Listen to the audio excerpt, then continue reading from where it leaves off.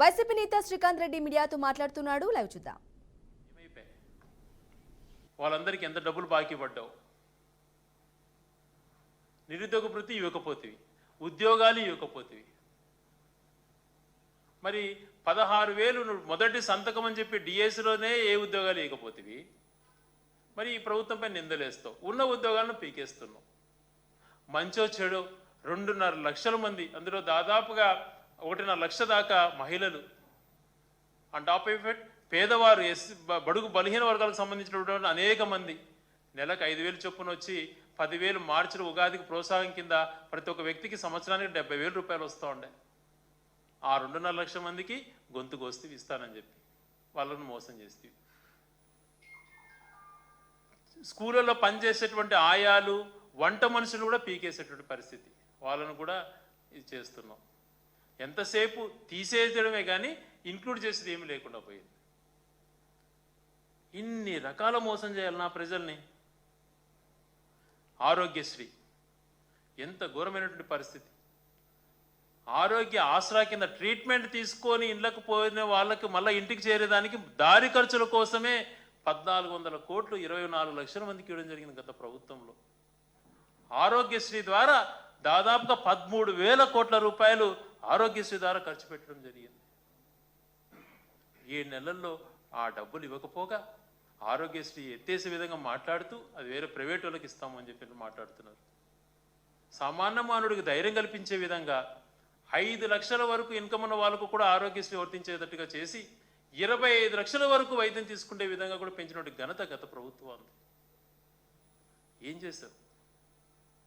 Medical కాలేజీలు నిర్మించి ఎంతో ఆరోగ్యమైన రాష్ట్రానికి తయారు చేయాలనుకుంటే ఆ వచ్చిన మెడికల్ కాలేజీ కూడా మాకు వద్దు అని చెప్పి పంపిస్తున్నాం, వెనక్కి రాసి పంపిస్తున్నాం. పోర్ట్స్ ఆలోచన ఏమి, షిప్పింగ్ హార్బర్ల ఆలోచన ఏమి, ఇవన్నీ కూడా నిర్వీర్యం చేయడానికి ప్రయత్నం చేస్తున్నాం. దాంట్లో అవినీతిమయం చేయడానికి, ప్రైవేటైజేషన్ చేయడానికి నువ్వు తాపత్రయపడుతున్నావు తప్పితే ఈ రాష్ట్ర ప్రజల కోసం ఆలోచన చేయడం లేదు.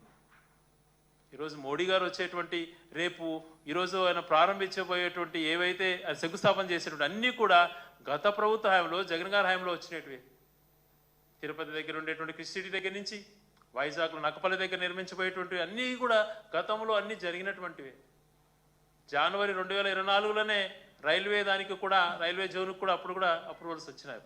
ఇప్పుడు దాన్ని మళ్ళీ ఆర్భాటాలు చేసుకుంటున్నారు తప్పితే కొత్తగా ఏమీ చేసింది లేదు. దాదాపుగా 30 లక్షలకు పైగా ఇళ్ల పట్టాలు, పేదవాడికి, ప్రతి పేదవాడికి స్థలం ఉండాలా అని చెప్పి తాపత్రయపడి ప్రతి ఒక్కరికి ఇళ్ల పట్టాలు, ఇల్లు నిర్మిస్తే గత ప్రభుత్వం పైన పదే పదే నిందలేయడం.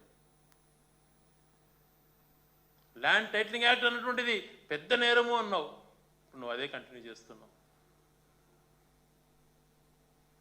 మరి ఆ రోజు మేము ఆలోచన చేసింది మంచి కోసమే కదా. సమయం తక్కువ ఉంది, కొద్ది ఫాలోయింగ్గా జరిగేటువంటిది. దాన్ని బురదజల్లే కార్యక్రమం చేసి నిందలు వేసేటువంటి ప్రయత్నం. జగన్మోహన్ రెడ్డి గారు 5 లేకుంటారు, వైసీపీ వాళ్ళు భూములు లాక్కుంటారు. నువ్వు 1,77,000 పిటిషన్ ఎన్నో వచ్చినాయన్నావు కదా, ఏవేవో వైసీపీ వాళ్ళు తీసుకో యాక్షన్. ఎవరు వద్దంటున్నారు?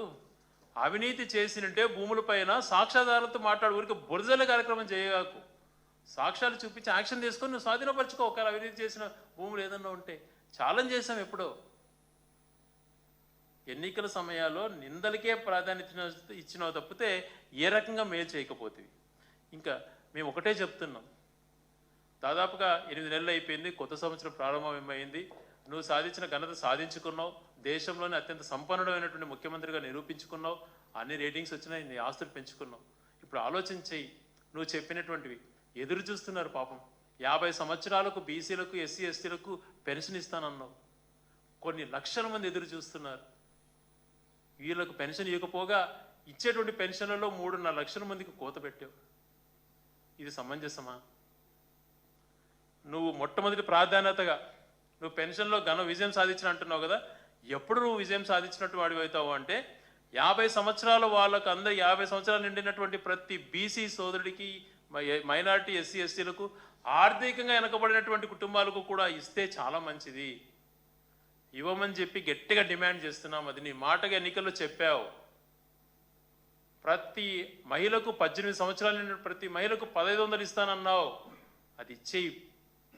ఇప్పటికే 8 నెలలు దాదాపుగా 12,000 రూపాయలు ప్రతి అక్కచెరికి బాకీ పడ్డావు.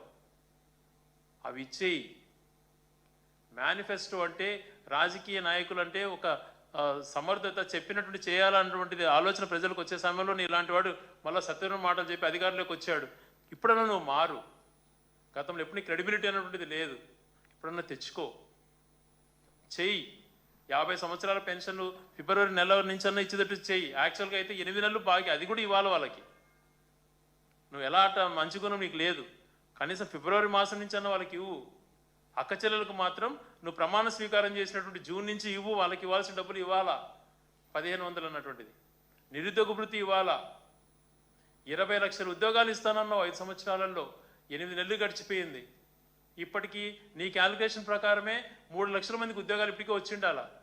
3 లక్షల మందికి పైగా ఉద్యోగాలు తీసేసినావు నువ్వు కొత్త ఇచ్చేటి పోనిచ్చి.